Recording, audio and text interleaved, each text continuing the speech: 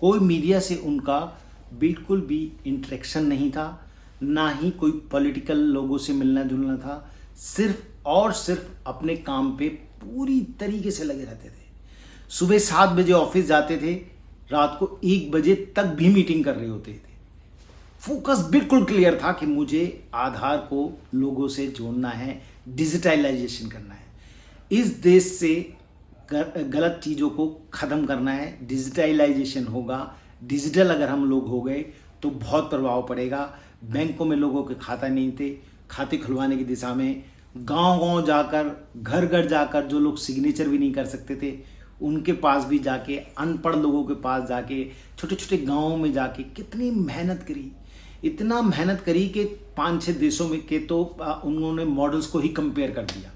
Focus की अगर बात करूं तो इतना ज़्यादा फोकस क्लियर था कि एक बार एक रिपोर्टर ने पूछा कि सर अगर आप फेल हो गए तो क्या होगा। उन्होंने कहा मैं फेल होने से नहीं डरता हूं, फेल होऊंगा तो सीखूंगा जरूर, लेकिन मैं डरता हूं डिस्ट्रैक्शन से। डिस्ट्रैक्शन अगर मेरी लाइफ में आती है तो मैं अपने काम को सीधा सीधा क्लियर नहीं कर पाऊंगा। यानी कि फोकस को लेके इतने ज़्यादा क्लियर थे। अगर डिस्ट्रैक्शन लाइफ में होगा तो फोकस होगा ही नहीं। इस बात को लेके वो पूरी तरह से क्लियर थे। यार एक आदमी जिसके पास सारी सुख सुविधाएं हों, उसका फोकस फिर भी इतना क्लियर है, ये बात बताती है कि उनका फोकस क्लियर था, इसीलिए वो बिलियनियर है, इसीलिए उनके पास लाइफ लग्जरी है, इसीलिए उनके पास सारी सुख शांति समृद्धि आनंद प्रेम सफलता खुशियां धन धान्य की परिपूर्णता है। वो तभी सफल हो पाए, वो तभी कर पाए, वो तभी इन्फोसिस के को फाउंडर बन पाए, वो तभी आधार को बना पाए आज, क्योंकि उनका फोकस बहुत क्लियर था। आज आधार जो है 150 करोड़ लोगों के पूरे वर्ल्ड में सबसे बड़ी सिस्टम है, बायोमेट्रिक सिस्टम है। और यहां तक कि बायोमेट्रिक्स उनको नहीं आती थी, बायोमेट्रिक सिस्टम्स को भी उन्होंने पढ़ डाला। इतना ज्यादा फोकस क्लियर था। वो इस बात के लिए तैयार ही नहीं होते थे कि मुझे कोई डिस्ट्रैक्शंस आए। वो अपनी किसी भी बात को लेके कभी बीच में आने ही नहीं देना चाहते थे, कभी कोई भी किसी भी तरीके की और बातों में रहना ही नहीं चाहते थे।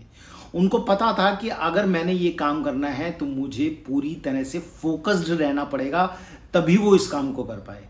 मैं कहता हूं कि उन्होंने गांव-गांव जाके इतनी ज़्यादा मेहनत करी, इतने 5-6 देशों को भी कंपेयर करने के लिए उनको जाना पड़ा। यानी कि उनका फोकस बहुत नंबर 1 था, बहुत क्लियर था। और यही बात हमें भी सीखनी चाहिए दोस्तों। क्या हमारा फोकस क्लियर है? क्या हम कोई सेल करने जाते हैं या अपनी लाइफ को लेके इतने संजीदा हैं, या हम अपनी लाइफ को लेके इतना ज़्यादा सोच पाते हैं? क्या हम सिर्फ लगे रहते हैं कि सेल्स में कि हमारी महीने के आखिर में सैलरी टाइम से आ जानी चाहिए, या हम इस बात के लिए संजीदा हैं कि हमारे को कितना ज़्यादा कमाना है, या लाइफ में एक बड़ा नाम बनाना है, या सिर्फ हम ये सोचते हैं कि कमीशन मुझे ये सेल करने पर कितनी मिलेगी, या मैं इस सेल को कर पाऊंगा या नहीं कर पाऊंगा, सिर्फ मात्र इतना ही सोचते हैं। हम नहीं चाहते कि हमारा फोकस भी किसी भी काम को लेकर उसी तरीके से मजबूत हो जिस तरीके से कि हमारे काम को सफलता मिल जाए और हम भी एक बड़ा नाम वर्ल्ड में हमारा नाम हो। उनको जरूरत नहीं थी, उनके पास सब सुख सुविधाएं थी, लेकिन फिर भी उन्होंने इस बात को पकड़ा, इस काम को करने की जिम्मेदारी ली। और आज नंदन साहब को हर कोई जानता है। क्यों? क्योंकि उन्होंने ये संभव कर पाए वो। तो दोस्तों अगर आपका भी फोकस क्लियर है तो मैं ये विश्वास दिलाता हूं आपको कि जीत निश्चित है आपकी, क्योंकि किसी भी काम को करने के लिए आपका फोकस बहुत इंपॉर्टेंट प्ले करता है।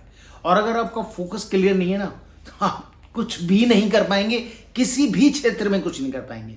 सेल्स तो छोड़िए, या मैं उनकी भी बात करता हूं जो अलग अलग क्षेत्रों में है, उनका भी फोकस एक ऑपरेशन करने के लिए डॉक्टर अगर जाता है तो वो रात में पहले प्लानिंग करता है, पूरी उस चीज़ को, उस ऑपरेशन किस तरीके का है उसको समझता है और उसको पूरी तरीके से पढ़ के टाइमली पहुंच के और उसको काम को अंजाम देता है। अगर उनका फोकस क्लियर ना हो तो वो उसको कर नहीं सकते, और अगर उनका फोकस क्लियर नहीं होता तो वो उस पढ़ाई को नहीं पढ़ सकते थे। यही बात मैं आपको एक और उदाहरण से बताना चाहता हूँ। शिवनाथ जी एक नागपुर के रेलवे स्टेशन पे भेलपूरी बेचा करते थे। उनको, यार क्या आपको अपनी तारीफ सुनना पसंद है? हर आदमी को तारीफ सुनना पसंद होती है। उसी तरीके से शिवनाथ जी को भी अपनी तारीफ सुनना पसंद थी।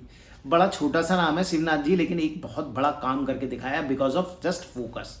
Because he was very much focused कि मेरे को अपने हर कस्टमर्स को बहुत अच्छी भेल खिलानी है।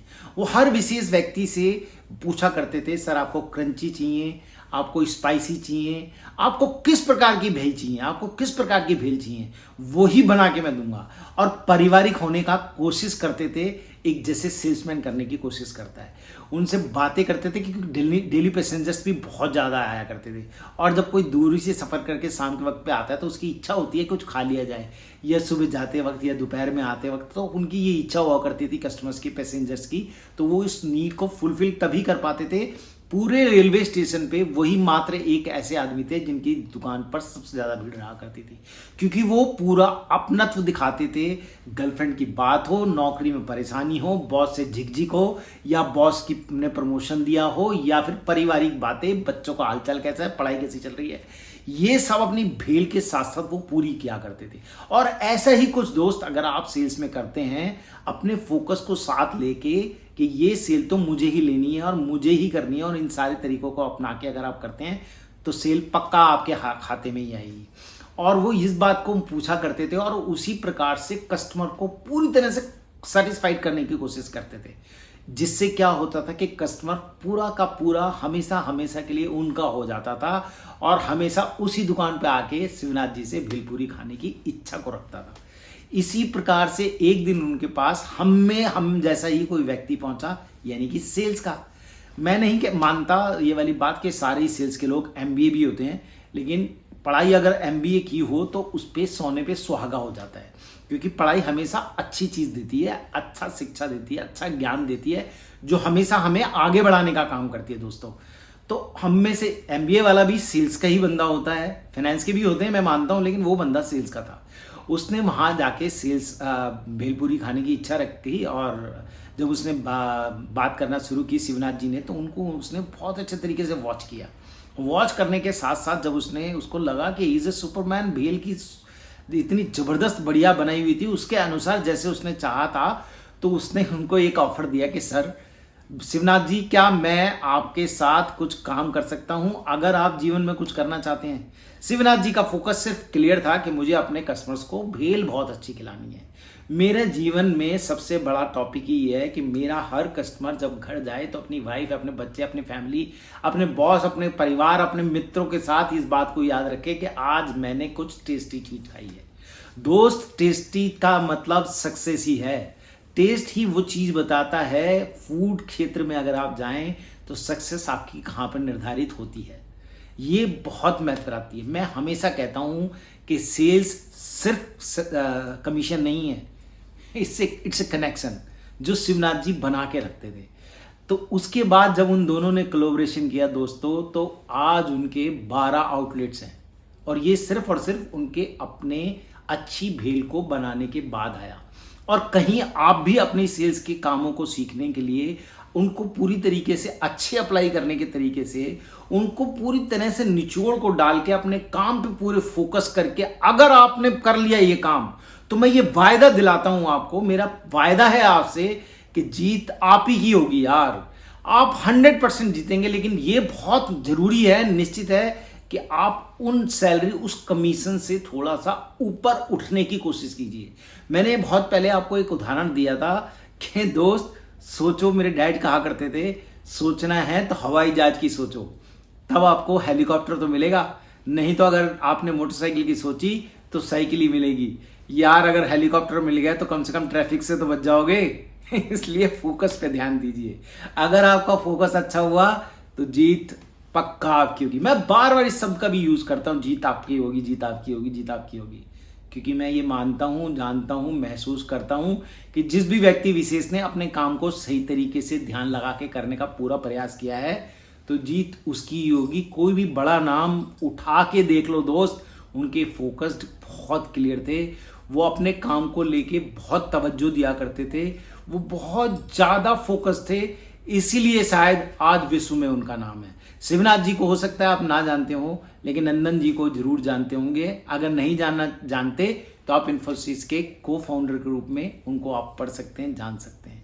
मेरी शुभकामनाएं आपके साथ हैं, और अगर आप मुझे और सुनना चाहते हैं या मुझसे जुड़े रहना चाहते हैं तो दोस्तों कमेंट करो, शेयर करो, और प्लीज़ अपने दोस्तों से भी शेयर कराइए, जिससे कि मैं और ज़्यादा आपके साथ जुड़ के इस काम को और अच्छे सफलतापूर्वक आपको अच्छी शिक्षा, अच्छा ज्ञान दे सकूं। इसलिए प्लीज़ लाइक, सब्सक्राइब और बेल आइकॉन दबाइए और जितना संभव हो सके शेयर भी कीजिए अगर आपको पसंद आ रहा है। अगर पसंद नहीं आ रहा तो प्लीज़ मत कीजिएगा। मुझसे जुड़े रहने के लिए धन्यवाद। Thank you very much.